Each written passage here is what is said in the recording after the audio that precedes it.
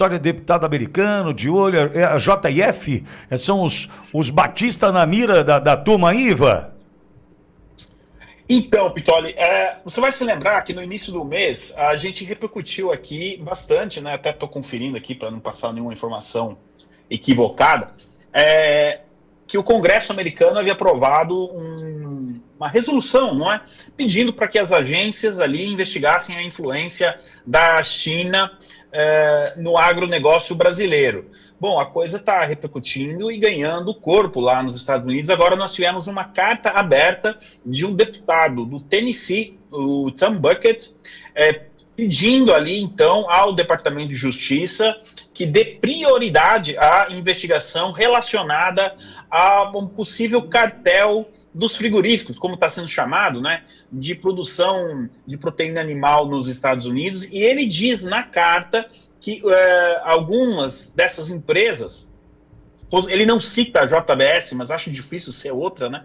Embora a JBS tenha negado esse vínculo com a China, ele diz que essas empresas têm vínculo entre Brasil e China e que isso está prejudicando o agronegócio dos Estados Unidos, que está prejudicando os fazendeiros, que eles ditam o preço do produto final do consumidor, né, da carne. Então ele, como deputado, isso é muito comum lá nos Estados Unidos, enviou essa carta.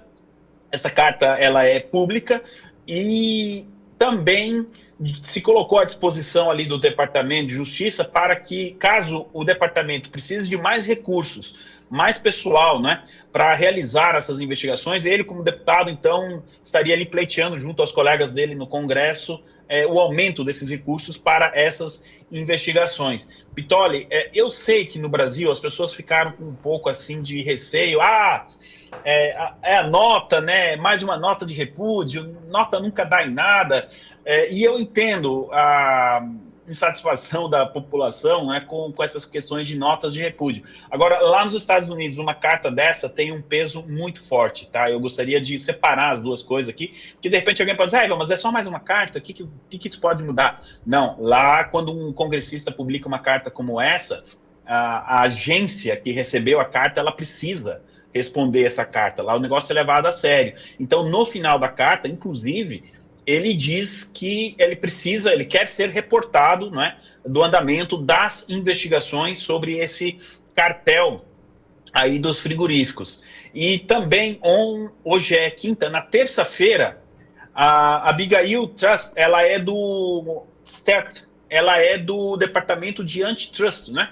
Ali, que faz justamente essa investigação. E ela também respondeu uma publicação do Peter Navarro, que também já trabalhou com o Trump, sobre a questão dos frigoríficos, e ela diz, o departamento de Antitrust está só começando. Então, Pitoli, a sensação que a gente tem é de que quanto mais alto é o voo, né, maior é o tombo depois.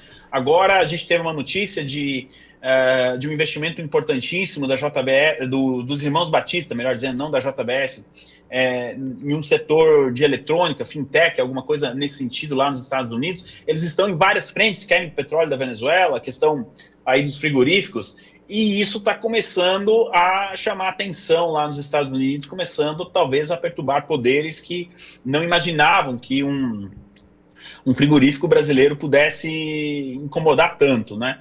Mas a notícia aqui é que, de fato, os americanos querem entender se existe a possibilidade, se existe o perigo de que a China utilize essa influência na agropecuária brasileira para prejudicar os agricultores americanos e principalmente a economia americana.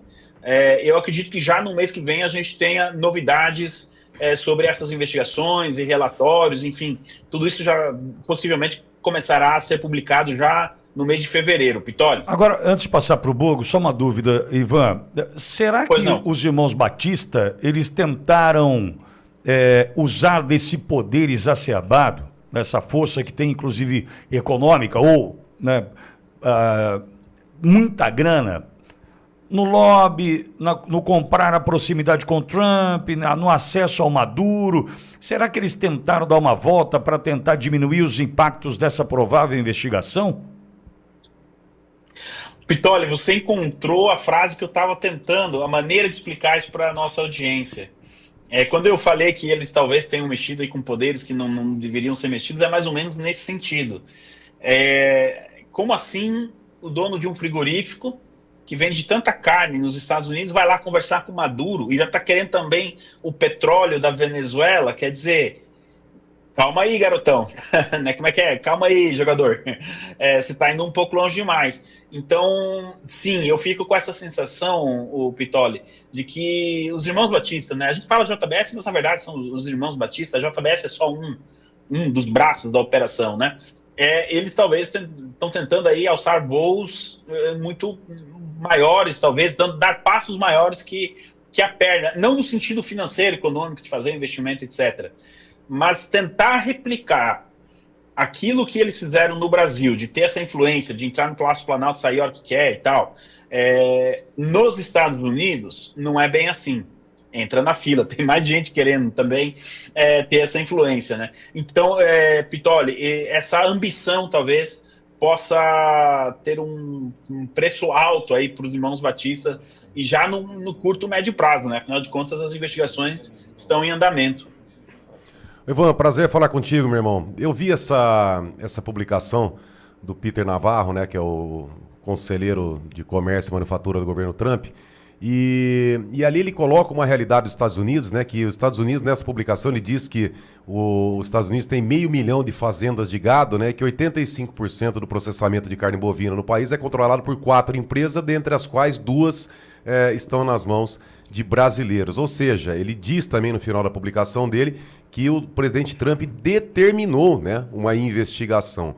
Agora, você sabe o momento dessa determinação da investigação? Se foi antes ou depois da visita dos irmãos Joesley, dos irmãos Batistas, né, do Joesley com o Trump? Porque depois da visita do Trump, o Ivan, teve autorização para o Joesley pousar em território venezuelano. E há aquela questão da fuga ou da prisão do Maduro, que foi muito estranho. Nós chegamos até a comentar aqui, né? Será que o Joesley não levou alguma informação, não levou algum aparelho de localização? Estamos lá na área da especulação, né?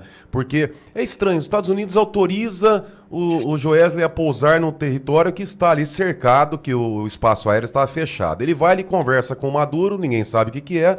Logo depois, os americanos resgatam ali, prendem o Maduro, matam 35 cubanos, não acontece nada, o Maduro não consegue entrar no bunker, enfim. Há uma especulação ali se o Maduro já não teria contribuído e se o Joesley não teria sido o garoto de recado do Trump, né, para trabalhar, intermediar essa operação dos Estados Unidos. Por que eu estou perguntando isso? Porque se foi antes essa denúncia do Trump, essa ordem para investigar, provavelmente os serviços prestados pelos irmãos Batistas possam ser relevados. Tudo bem que os Estados Unidos é igual no Brasil, né? No Brasil, uma conversa ali, o Lula toma 2 cervejinhas, já acerta um contrato de honorários com a esposa de um ministro.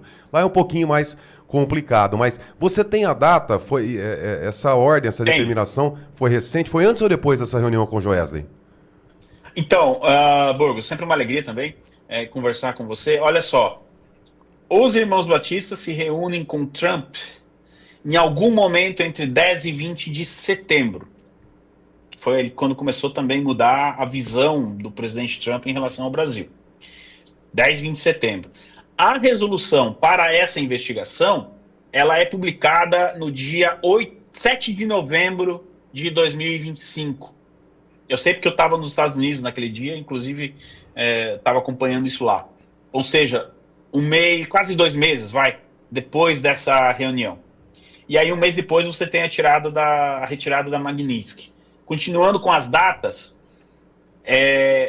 no dia 7 de novembro, então, tem essa resolução, e aí alguns dias depois o Joesley entra e sai na Venezuela, para fazer a viagem que você falou. É muita inconsistência, né? Quer dizer, o mesmo Trump que autoriza o Departamento de Justiça a fazer uma investigação dessa, o Departamento Antitrust, é o mesmo que autoriza o Joesley Batista entrar e sair da Venezuela. Quer dizer, é uma contradição muito grande, né? Agora, o que está acontecendo nesse caso específico dos frigoríficos e dessa influência da China no agronegócio? Não é uma ação da Casa Branca. é uma ação do Congresso, é uma ação da bancada rural, digamos assim, como tem no Brasil, também tem lá nos Estados Unidos. Esse deputado que enviou a carta, por exemplo, ele é do 2º distrito do estado do Tennessee, ou seja, é agronegócio puro ali, né? Ele é um representante do agronegócio americano. A base do presidente Trump é formada principalmente, de eleitores da área rural. Como no Brasil, o pessoal que mora no interior tendencialmente vota mais no presidente Bolsonaro. Nos Estados Unidos, o pessoal do interior também vota na direita, vota no Trump. E é essa base que está dizendo: presidente, precisamos que alguma coisa aconteça, porque aqui, quando não é o Bill Gates comprando o nosso terreno, pouca gente sabe, mas um dos maiores produtores de gado dos Estados Unidos é o Bill Gates. Quando não é o Bill Gates, é um desses 4 frigoríficos, 2 deles aí com acusações, enfim, com ligações com o Partido Comunista Chinês. Precisamos de ajuda. Então, óbvio que o pequeno agricultor americano, ele não tem como pagar ali um escritório de lobby para falar com o presidente Trump.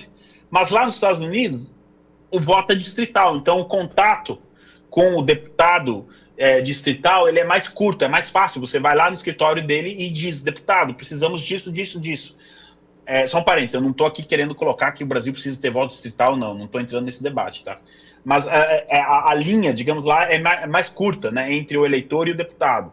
E aí, então, essa base é que está dizendo ao presidente Trump: olha, tudo bem, você está se reunindo aí com os Wesley e tal, mas nós temos isso, isso, isso, isso. E aí o Congresso, aí como a gente vê, né, a independência dos setores de governo, né, nos Estados Unidos, coisa que infelizmente a gente não vê tanto no Brasil, o Congresso pode cobrar, né, dos departamentos que façam essas investigações, como é o caso que esse deputado está fazendo isso publicamente, né? Afinal de contas a carta foi aberta ao público, então para que se faça essa investigação. Mas o que está acontecendo na verdade, Borgo, eu sei que eu me estendi um pouco, sua pergunta era um pouco mais relacionada ao Wesley, mas para as pessoas entenderem que a própria base do presidente Trump é que está exigindo. Então, nesse sentido, é que eu acho que vai ser difícil um acordão, né? Vai ser difícil ali uma química, porque a química tem que ser, obviamente, com os eleitores dele lá na base dele, né? Do Partido Republicano, ainda mais que esse ano é ano de eleição. Então, ok, ele está preocupado com o preço dos alimentos, e extremamente isso é importante. Mas, por outro lado, ele também precisa, de alguma maneira, contentar a base que colocou ele na Casa Branca. Eu devolvo para o Pitório. Diferentemente daqui, Ivan. Porque aqui, por exemplo, a gente tem a força parlamentar, a frente parlamentar do agro, que de verdade hoje eu não sei para que serve. Eu não sei para que serve. Eu estou entrando nesse debate aqui, pode parecer que eu estou trazendo para a questão local, mas é inevitável a comparação. Ivan, tempos atrás, por diversas vezes eu ouvi aqui pessoas que representam o setor da pecuária leiteira. Você é testemunha disso, pô. Veja, não dá em nada. Os caras estão gritando, pedindo socorro, 1 milhão de famílias da pecuária leiteira no Brasil que estão sofrendo com as decisões desse governo. Mas aqui não dá em nada, porque esse deputado, o senador, ele defende por causa do voto. Mas se alguém der uma propina por trás, ele vende o eleitorado dele. Mas é diferente dos Estados Unidos, né? É por isso que eu estou fazendo a comparação. A gente está mostrando o seguinte: o americano está defendendo o interesse do americano. E aqui no Brasil, a pecuária leiteira hoje, por exemplo, sofre com os importados, com os gigantes, e o pequeno que se lasque. E amanhã vão pedir voto: não gostei daquele deputado, não gostei daquele e tal. Tudo bem. Agora, você disse que você ia me representar, e você não me representou. Agora, olha o americano dando, mais uma vez, exemplo. E importante, essa cronologia, bem rapidinho, importante essa cronologia sua, por quê? Porque quando esse deputado do Tennessee, né, quando ele escreve essa carta, ele cobra o governo americano, não é que ele está pedindo o início de uma investigação. Pela cronologia que nós vimos, o Trump já tinha determinado a investigação. Sim. Ele está cobrando, então, que dê resultados, né, para não esquecer, não falar assim: olha, você abriu, tira da gaveta ali, quer dizer... Fortalecendo. Né? Fortalecendo. Eu tô com o trecho da carta aqui na mão. Peço ao Departamento de Justiça que priorize recursos para agilizar esta investigação, entregar justiça aos agricultores americanos e trabalhadores e fortalecer nossa cadeia de alimentos domésticos.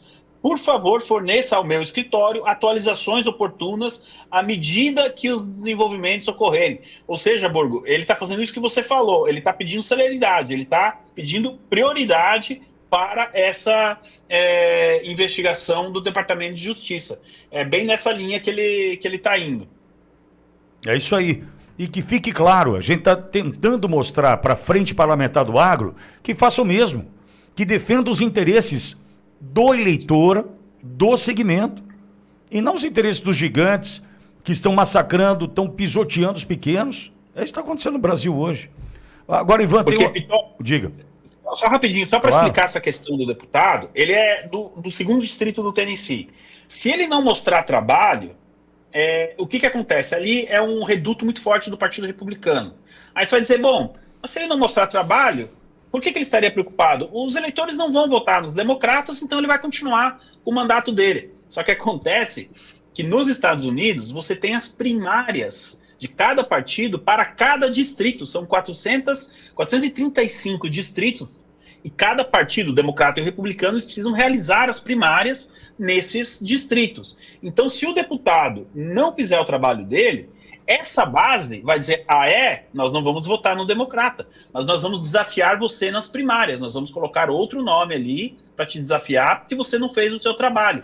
E aí ele cai nas próprias primárias. Foi assim que, entre 2021 e 2024, o Partido Republicano passou por uma reformulação interna, através desse mecanismo das primárias internas. Ali foi direita com direita, no caso. Aí tem aquela questão que muitos falam dos rhinos, né, que são republicanos só no nome.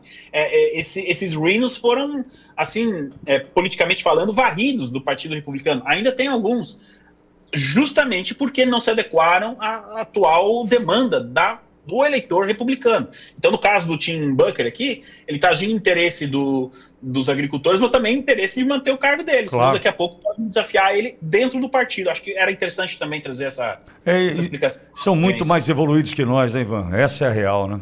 São muito mais evoluídos que o processo eleitoral brasileiro, né? As primárias, por exemplo, os caras que se pintam de republicano, mas não são. Olha o PL do presidente Bolsonaro, com os valdemaristas, né, os caras que estão longe de direita, os caras de centro que se dizem de direita.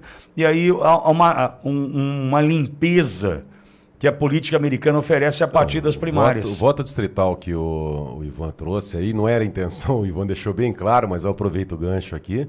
É muito melhor. É claro. O voto distrital, o deputado representante está aqui, ele tem que mostrar serviço aqui para a base dele, senão ele está fora. Bom, agora, já que essa é a linha editorial, então eu fico à vontade, eu não quis, né, porque eu também sou a favor do voto distrital. Eu também. Mas como eu não tinha conversado com os senhores antes sobre isso, eu não quis. Voto distrital, para quem está acompanhando, para a gente dar só uma noção, sem exaurir, longe de exaurir o tema, mas os candidatos, o partido lança por pequenas regiões, tá? O distrital ali. Puro, vamos dizer assim. Então vai ter aqui Bauru, Arealva, Iacanga. Um raio de 100 quilômetros. Um raio de 100 quilômetros, é ali que vai decidir o deputado. Um deputado, por exemplo, de São Paulo não pode vir disputar voto aqui. Com isso, as pessoas daqui vão votar em candidatos daqui dessa região. Então, por exemplo, eu não vou pegar voto, o Ivan não vai pegar voto, sei lá, não vai pegar voto em São Paulo, em Santos, no Guarujá, como também não vão pegar aqui. Aí o candidato que ganha, ele está aqui, ele tem que cuidar aqui, ele vai prestar contas. As emendas para cá, as emendas para cá, os projetos, ele vai defender aquela terra. Hoje, o que acontece no Brasil? Uma pessoa lá do outro canto do estado consegue voto aqui. Depois que passou a eleição, como é que você vai cobrar esse candidato? É quando a pessoa diz, eu tive voto em todos os municípios do meu estado. Aí acontece o que o Ivan está dizendo lá nos Estados Unidos. O candidato lá do Tennessee tá a base dele distrital, olho no olho. Ó. O cara levanta, ele vai no mercado ali, vai na padaria, tá olhando pro eleitor dele. E o eleitor falando, não quero saber se você é republicano, Trump, se é da base aqui é do agro, você vai ter que defender o agro. E aí, é interessantíssimo. Perfeito. Concordo também. Ivan, próximo assunto é FBI? Pois é, falando em eleição, o presidente Trump não esqueceu a eleição de 2020. A gente já até comentou, né, a questão do Maduro, Smartmatic, etc. E ontem nós tivemos uma operação do FBI em um escritório /depósito do condado de Fulton, um condado que é um desses distritos, né? O condado fica dentro de um distrito, onde eles armazenam ali o equipamento utilizado nas eleições. E isso vai desde uma caneta, desde um clipe, até máquinas de contagem de voto. Tudo é armazenado ali. E olha só, as cédulas, elas também são armazenadas, né? Porque é aquela coisa da cédula, você votar no papel, você consegue armazenar em uma caixa, em algum lugar. E o FBI, então, fez uma operação de apreensão nesse escritório. Pitoli, de maneira bastante resumida, a eleição de 2020, como nós sabemos, nos Estados Unidos, ela foi, no mínimo, controversa. E o estado da Geórgia, onde fica esse condado, foi um estado decidido por apenas 11 mil votos. Joe Biden venceu o Trump por apenas 11 mil votos. Agora, em 24, o Trump derrotou a Kamala Harris com quase 200 mil votos, ou seja, uma diferença, 130 mil votos, perdão. E a campanha do Trump de 2020 fez muitas denúncias. Olha, o estado da Geórgia deixou a desejar em controles, enfim. Tanto que o estado mudou as leis eleitorais, porque lá nos Estados Unidos cada estado controla suas leis eleitorais, e eles mudaram justamente para impedir a possibilidade, digamos assim, de um resultado diferente do que seja a vontade popular, vamos colocar nesse termo. Então, no final do ano passado, o Departamento de Justiça pediu a autoridades locais desse condado que entregassem cédulas, entregassem ali material mesmo, documentos da auditoria que foi feita em 2020. Eles não entregaram esse documento. Ontem tivemos, então, essa operação do FBI ali. Ainda não temos um comunicado oficial do FBI ligando essa notícia que eu trouxe do ano passado com a operação de ontem. E eu fui investigar, Pitoli, por que nós não temos um comunicado do FBI? A versão que eu encontrei é de que o FBI está em investigações. Então, é como se a operação ainda estivesse acontecendo, né? Então, é por isso que eles não podem ainda fazer uma entrevista coletiva ou publicar um press release, né? Um documento para a imprensa. Então, é como se essa operação ainda estivesse acontecendo. Alguns jornais locais noticiaram que sim, foram levados cédulas eleitorais, o FBI pegou essas cédulas, e basicamente, se essa informação for confirmada, o que eles vão fazer é reauditar ali aquele conteúdo. Por exemplo, o que eles podem estar olhando? Se uma cédula foi considerado voto nulo, quando na verdade era um voto para o presidente Trump. Eles podem estar observando isso. Ou se um voto era nulo e foi dado para o Joe Biden. Mas eu estou aqui, Pitoli, no campo ainda da especulação, tá? Eu não posso confirmar que seja justamente isso. Mas ao levar esse material para análise, o que a gente pode, né, deduzir? Que eles estejam fazendo isso. Por que a administração Trump está tão empenhada nisso? O Trump quer muito provar que roubaram a eleição dele de 2020. Não tem como voltar atrás, obviamente, né? O Biden até, enfim, concluiu o mandato, tudo, Trump voltou, etc. Eu acho que o juiz desse caso da eleição de 2020, como lá nos Estados Unidos não tem um Superior Tribunal Eleitoral, o grande juiz da eleição de 2020 foi o povo americano, foi a população americana que recolocou o presidente Trump na Casa Branca. Então, eu acho que o julgamento da eleição de 2020 aconteceu em novembro de 24 com a vitória do presidente Trump. Dito isso, o Trump quer muito provar. E se ele provar, que é a grande pergunta que as pessoas fazem, né? Mas e aí, se provar? Bom, se ele provar que aconteceu isso aí, meus senhores, nós estamos entrando em um território totalmente novo aqui, sem precedentes. A gente pode ter aí uma investigação muito mais profunda, Partido Democrata, USAID, e eu sei que está passando na cabeça dos senhores, e possivelmente, por que não, se a USAID eventualmente interferiu em eleições de outros países, enfim, eu aqui acho que nós estamos no início também de algo muito importante que possa acontecer, e é bom que o FBI, se daqui algumas semanas eles voltarem dizendo, não encontramos nada, está tudo certo, paciência, mas pelo menos foi feito esse trabalho, e a gente acompanha com bastante curiosidade, Pitoli.